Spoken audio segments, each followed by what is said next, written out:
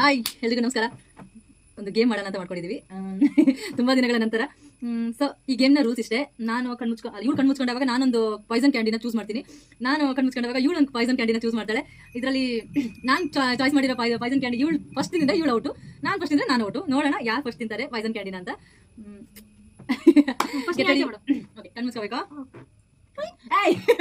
ನೋಡೋಗಿಲ್ಲ, ಕಣ್ಮುಚ್ಕೊಳ್ಳ, ಆ ಕಡೆ ಮುಚ್ಕೋ. ಸರಿ, ಹಾಂ ಓಕೆ. ನನಗೆ ಮಾಡ್ತಾದ್ರೆ ಕಷ್ಟ.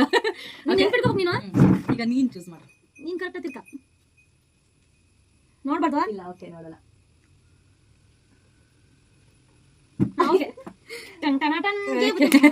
ರೆಡಿನಾ? ಸರಿ, ಫಸ್ಟ್ ನೀನು